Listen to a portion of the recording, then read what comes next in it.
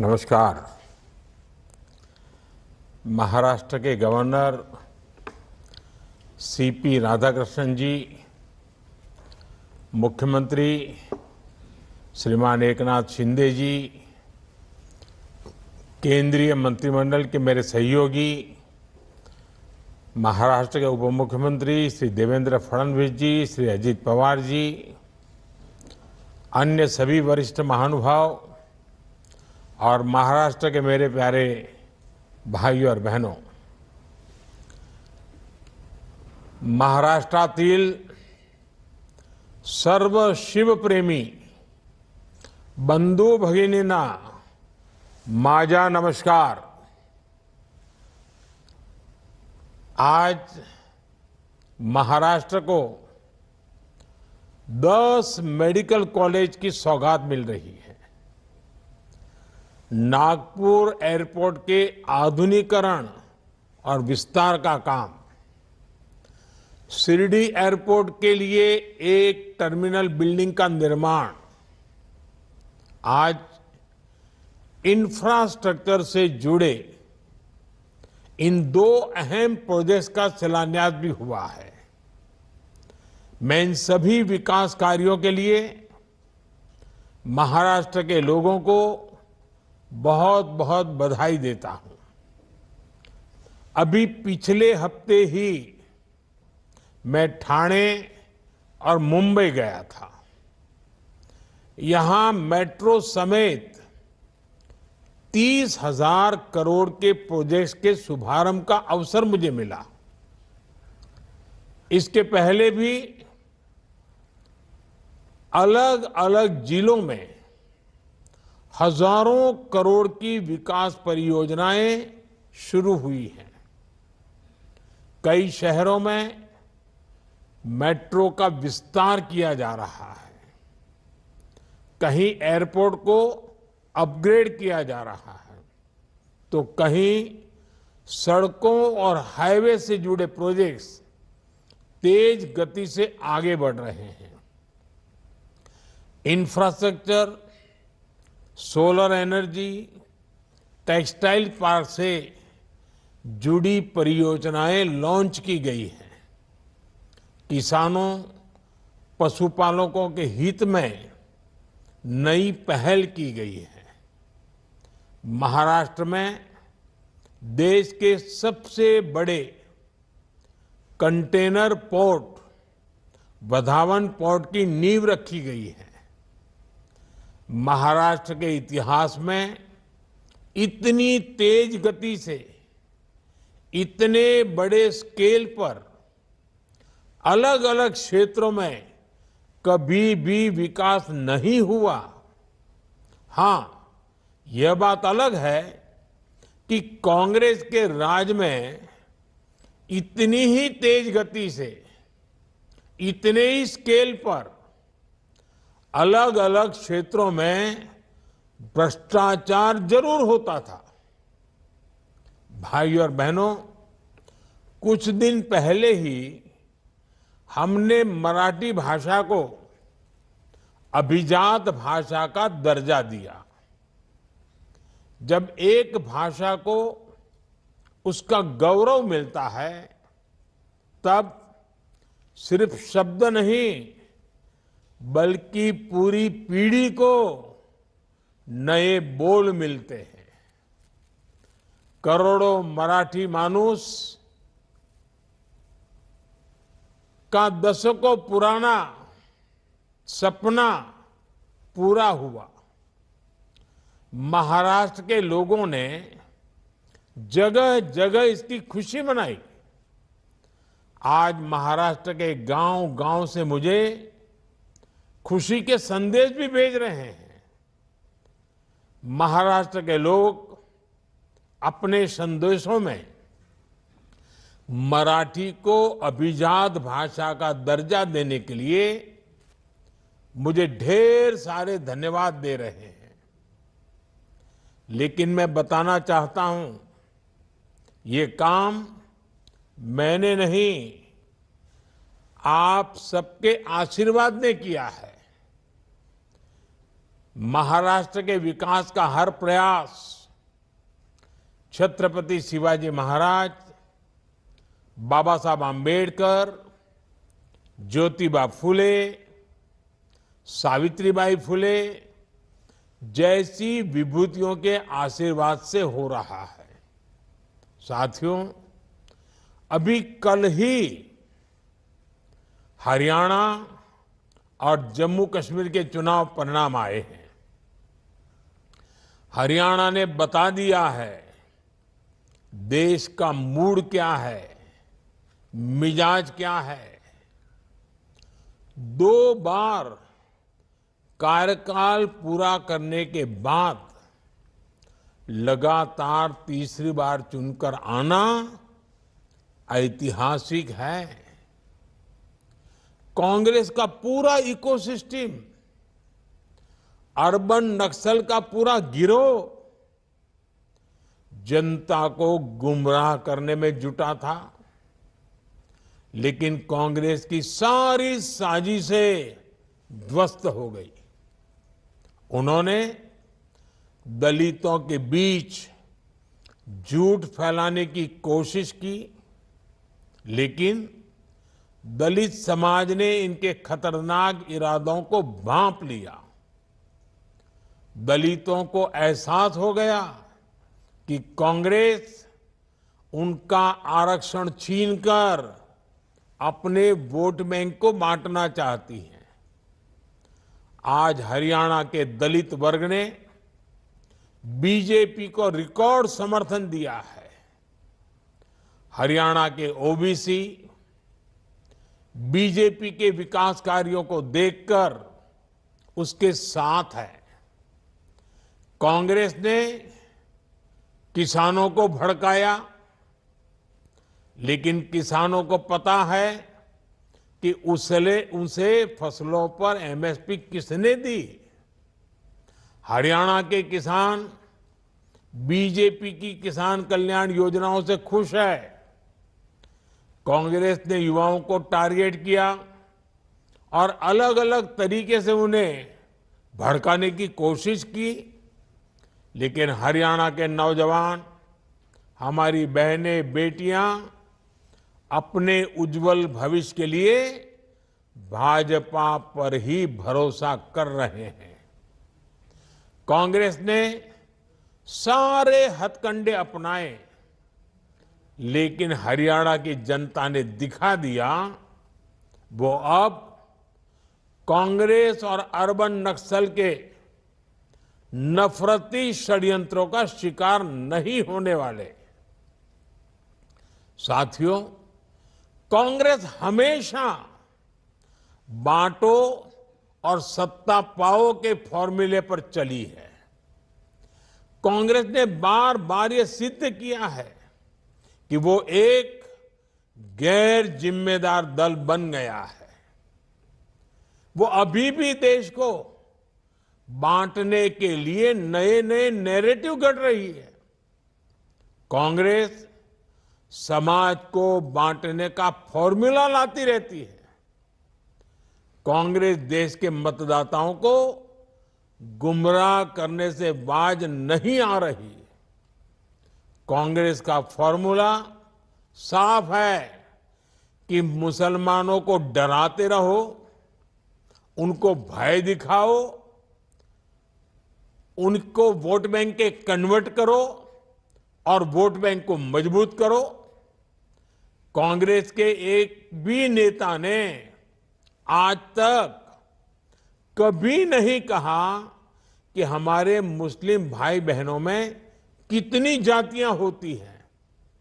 मुस्लिम जातियों की बात आते ही कांग्रेस के नेता पर मुंह पर ताला लगाकर बैठ जाते हैं, लेकिन जब भी हिंदू समाज की बात आती है तो कांग्रेस उनकी चर्चा जाति से ही शुरू करती है। कांग्रेस की नीति है हिंदुओं की एक जाति को दूसरी जाति से लड़ाओ। कांग्रेस जानती है कि जितना हिंदू बटेगा उतना ही उसका फायदा होगा। कांग्रेस किसी भी तरीके से हिंदू समाज में आग लगाए रखना चाहती हैं ताकि वो उस पर राजनीतिक रोटियां सेकती रहें। भारत में जहां भी चुनाव होते हैं वहां कांग्रेस यही फॉर्मूला लागू करती है। अपना वोट बैंक पक्का करने के लिए कांग्रेस समाज में जहर घोलने के हर हथकंडे अपना रही है। कांग्रेस पूरी तरह से सांप्रदायिक और जातिवाद का चुनाव लड़ती रहती है। हिंदू समाज को तोड़कर उसे अपनी जीत का फॉर्मूला बनाना, यही कांग्रेस की राजनीति का आधार है। कांग्रेस भारत के सर्वजन हिताय, सर्वजन सुखाय की भावना का दमन कर रही है, सनातन परंपरा का दमन कर रही है। जिस कांग्रेस ने इतने वर्षों तक देश पर राज किया, वो सत्ता में वापसी के लिए इतनी बेचैन है कि हर रोज नफरत की राजनीति कर रही है। कांग्रेस की पुरानी पीढ़ी के नेता भी बेबस है, असहाय है कि उनकी इस पार्टी की क्या स्थिति हो गई है। कांग्रेस की ये स्थिति होने वाली है। कांग्रेस नफरत फैलाने की सबसे बड़ी फैक्ट्री बनने वाली है। ये गांधी जी ने आजादी के बाद ही समझ लिया था। इसलिए ही गांधी जी ने कहा था कि कांग्रेस को खत्म कर देना चाहिए। कांग्रेस खुद खत्म नहीं हुई, लेकिन आज देश को खत्म करने पर तुली हुई है। इसलिए हमें सावधान रहना है, सतर्क रहना है। साथियों, मेरा पक्का विश्वास है, समाज को तोड़ने की आज जो कोशिश हो रही है, ऐसी हर साजिश को महाराष्ट्र के लोग नाकाम करके रहेंगे। महाराष्ट्र के लोगों को देश के विकास को सर्वोपरि रखते हुए एकजुट होकर बीजेपी महायुति के लिए वोट करना है। हरियाणा तर भाजपा जिंकली, आता महाराष्ट्रात यापेक्षा मोठा विजय मिलवायचा आहे। साथियों, पिछले 10 वर्ष में हमने देश के विकास के लिए आधुनिक इंफ्रा बनाने का एक महायज्ञ शुरू किया है। आज हम सिर्फ बिल्डिंग नहीं बना रहे हैं, हम एक स्वस्थ और समृद्ध महाराष्ट्र की नींव रख रहे हैं। एक साथ 10 नए सरकारी मेडिकल कॉलेजों की शुरुआत, ये केवल 10 नए संस्थानों को तैयार करना नहीं है, ये लाखों लोगों के जीवन को बेहतर बनाने का महायज्ञ है।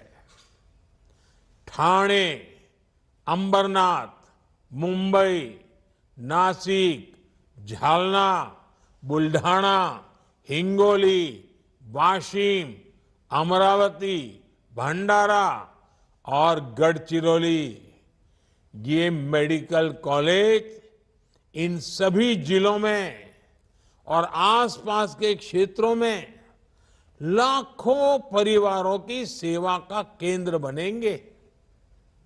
इनके चलते महाराष्ट्र में 900 मेडिकल सीटें बढ़ रही हैं। अब महाराष्ट्र में मेडिकल सीटों की संख्या लगभग 6000 हो जाएगी। इस बार लाल किले से देश ने संकल्प लिया है कि मिडिल क्लास में मेडिकल लाइन में 75,000 नई सीटें जोड़ी जाएगी। आज का ये आयोजन इसी दिशा में भी बड़ा कदम है। साथियों, हमने मेडिकल शिक्षा को सुलभ बनाया है। इससे महाराष्ट्र के युवाओं के लिए नए अवसरों के दरवाजे खुल गए हैं। हमारे गरीब और मध्यम वर्ग के ज्यादा से ज्यादा बच्चे डॉक्टर बने, उनका सपना पूरा हो, ये हमारी सरकार की प्राथमिकता है। एक समय में इस तरह की पढ़ाई के लिए मातृभाषा में किताबें ना होना भी बड़ी चुनौती थी। हमने महाराष्ट्र के युवाओं के हितों को ध्यान में रखते हुए ये भेदभाव भी खत्म किया है। अब महाराष्ट्र के युवा मराठी भाषा में मेडिकल की पढ़ाई कर पाएंगे। मराठी भाषा में पढ़कर वो डॉक्टर बनने का सपना पूरा करेंगे। साथियों, जीवन को आसान बनाने का हमारा प्रयास गरीबी के खिलाफ लड़ाई का बहुत बड़ा माध्यम है। कांग्रेस जैसी पार्टियों ने तो गरीबी को अपनी राजनीति का ईंधन बना रखा था, इसलिए वो गरीब को गरीब बनाए रखती थी। लेकिन हमारी सरकार ने एक दशक के भीतर भीतर 25 करोड़ लोगों को गरीबी से निकाला है और देश में स्वास्थ्य सेवाओं का कायाकल्प इसका एक बड़ा आधार बना है। आज हर गरीब के पास मुफ्त इलाज के लिए आयुष्मान कार्ड है।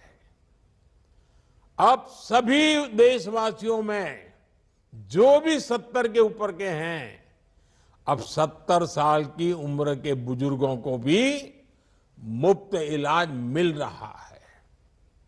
जन औषधि केंद्रों पर बेहद कम कीमत पर जरूरी दवाइयां मिल रही है। हार्ट मरीजों के लिए स्टेंट 80-85% तक सस्ते किए गए हैं। हमने कैंसर के इलाज के लिए जरूरी दवाइयों के लिए उसके दाम भी कम किए हैं। सरकारी मेडिकल कॉलेजों और अस्पतालों की संख्या बढ़ने से भी इलाज सस्ता हुआ है। आज गरीब से गरीब देशवासी को मोदी सरकार ने सामाजिक सुरक्षा का मजबूत कवच दिया है।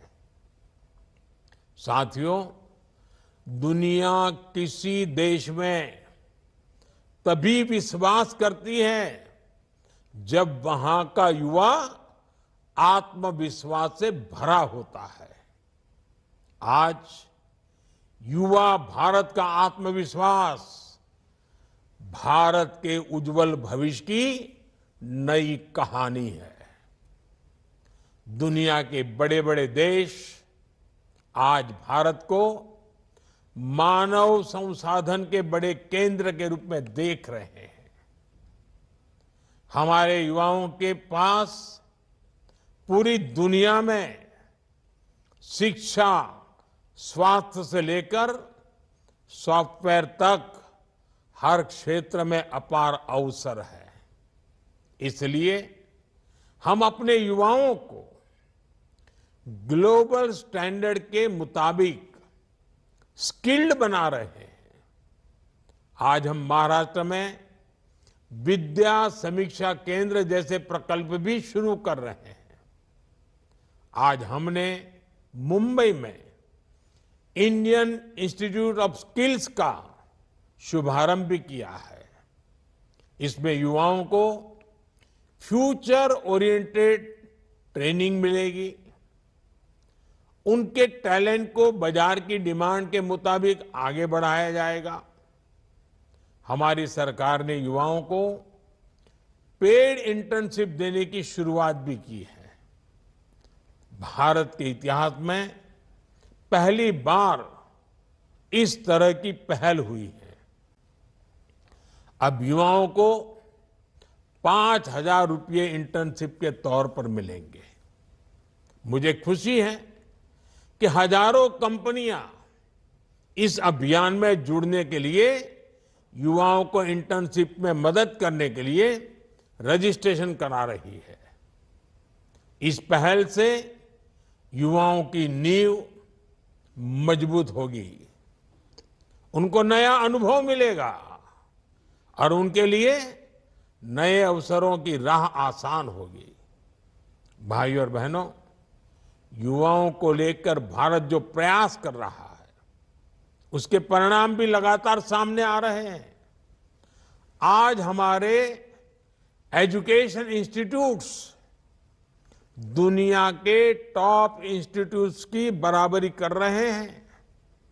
अभी कल ही वर्ल्ड यूनिवर्सिटी रैंकिंग आई है। इस रैंकिंग के अनुसार भारत में युवाओं के लिए उच्च शिक्षा की, रिसर्च की क्वालिटी बदल रही है। साथियों, आज पूरी दुनिया की नजर भारत पर है। भारत दुनिया की 5वीं सबसे बड़ी अर्थव्यवस्था बन चुका है। अब ग्लोबल इकोनॉमी का फ्यूचर भारत से जुड़ा हुआ है। भारत की ये आर्थिक प्रगति नए अवसरों को लेकर आ रही है। ऐसे क्षेत्र जिनकी दशकों तक कांग्रेस ने उपेक्षा की, आज वो क्षेत्र भी असीम अवसरों का स्रोत बन रही है। जैसे टूरिज्म का उदाहरण है। महाराष्ट्र के पास कितनी अमूल्य विरासत है। महाराष्ट्र में कितने सुंदर प्राकृतिक स्थल है, आध्यात्मिक केंद्र है। इनके इर्द गिर्द हजारों लाखों करोड़ की इकोनॉमी विकसित हो सकती थी, लेकिन इन अवसरों का वैसे उपयोग नहीं हुआ जैसा होना चाहिए था। कांग्रेस को न विकास से मतलब था, न विरासत से मतलब था। हमारी सरकार में विकास भी है, विरासत भी है। हम अपने समृद्ध अतीत से प्रेरणा लेकर उज्जवल भविष्य का निर्माण कर रहे हैं। इसलिए आज शिरडी एयरपोर्ट के लिए नए टर्मिनल बिल्डिंग का शिलान्यास, नागपुर एयरपोर्ट का आधुनिकीकरण, ऐसे ही कितने ही विकास कार्य आज अनवरत महाराष्ट्र में चल रहे हैं। शिरडी एयरपोर्ट के नए टर्मिनल से साईं बाबा के भक्तों को काफी सुविधा होगी। देश विदेश से बड़ी संख्या में श्रद्धालु यहां आ सकेंगे। कुछ ही दिन पहले मैंने अपग्रेडेड सोलापुर एयरपोर्ट का लोकार्पण भी किया था। जब श्रद्धालु एक जगह आएंगे, शनि शिंगणापुर, तुलजा भवानी, कैलाश मंदिर जैसे आसपास के दूसरे स्थानों पर भी जरूर जाएंगे। इससे महाराष्ट्र की पर्यटन इकोनॉमी को बूस्ट मिलेगा, रोजगार के अवसर बढ़ेंगे। साथियों, हमारी सरकार का हर निर्णय और हर नीति केवल एक ही लक्ष्य के लिए समर्पित है, और वो लक्ष्य है विकसित भारत। और इसके लिए हमारा विजन है गरीब, किसान, युवा और महिलाओं का कल्याण।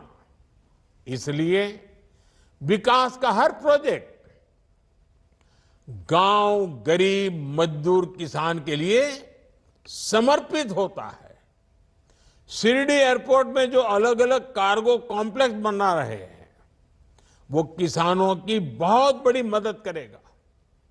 इस कॉम्प्लेक्स के द्वारा विभिन्न प्रकार के कृषि उत्पादों को देश और विदेश में भेजा जाएगा।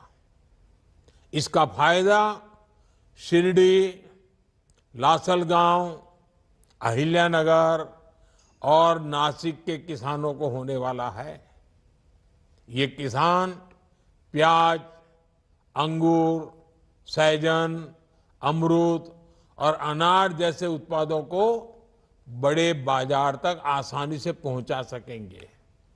भाइयों और बहनों, हमारी सरकार किसानों के हित में लगातार जरूरी कदम उठा रही है। हमने बासमती चावल पर न्यूनतम निर्यात मूल्य को खत्म कर दिया है। गैर बासमती चावल के निर्यात पर प्रतिबंध भी हटा दिया गया है। पर बॉइल्ड चावल पर निर्यात शुल्क भी आधा हो गया है। महाराष्ट्र के किसानों का मुनाफा बढ़े, इसके लिए सरकार ने प्याज पर लगने वाले एक्सपोर्ट टैक्स को भी आधा कर दिया है। हमने खाद्य तेलों के आयात पर 20% टैक्स लगाने का फैसला किया है। रिफाइंड सोयाबीन, सूरजमुखी और पाम ऑयल पर कस्टम शुल्क को भी काफी बढ़ाया गया है। इसका लाभ किसे होगा? हमारे देश के किसानों को होगा। उन्हें सरसों, सोयाबीन और सूरजमुखी जैसी फसलों की ज्यादा कीमत मिलेगी। आज सरकार टेक्सटाइल इंडस्ट्री को जिस तरह सपोर्ट कर रही है, उससे महाराष्ट्र के कपास किसानों को भी बहुत फायदा होगा। साथियों, आपको एक बात हमेशा याद रखनी है, महाअघाड़ी महाराष्ट्र को कमजोर करके सत्ता पाना चाहती है, जबकि महायुति का संकल्प महाराष्ट्र को मजबूत बनाने का है।